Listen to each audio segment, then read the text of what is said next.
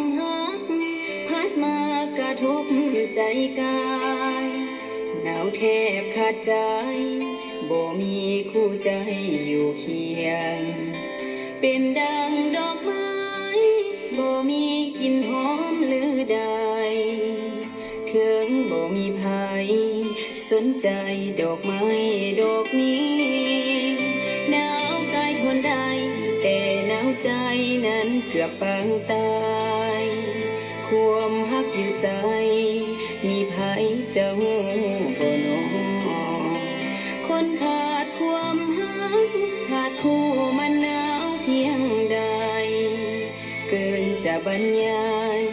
บอกไปบ่มีภัยหูออกตามหานั้นจนสุดลาฟ้าเขียวขอเพียงผู้เดียวขอคนที่จะจริงใจมีบ่ฮักแท้หรือเพียงมีในนิยายที่เขียนอยู่ในหนังสือนิยายหลอกลวงอยู่ในหน้าผานั้นยังมีเดือนมีดาวถึงจะเหน็บหนาวแต่ยังมีเพื่อนคู่ใจแต่คนนี้มันเปลี่ยวมันเหงาหัวใจขอแต่มีภัยอยู่เคียงข้างกายสั่วนิรันดร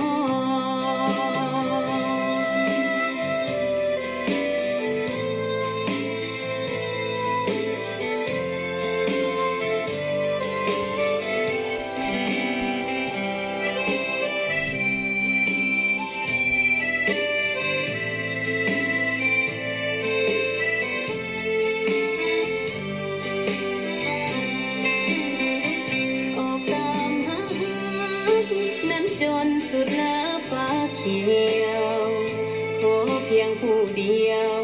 ขอคนที่จะจริงใจมีบ่ฮักแท้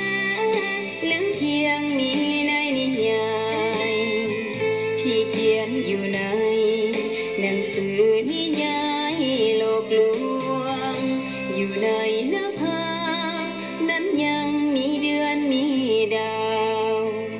ถึงจะเหน็บหนาวแต่ยังมีเพื่อนคู่ใจแต่คนนี้มันเปลี่ยวมันเหงาหัวใจขอแต่มีภัยอยู่เคียงข้างกายสั่วนิรันดรแต่คนนี้มันเปลี่ยวมันเหงาหัวใจขอแต่มีภัย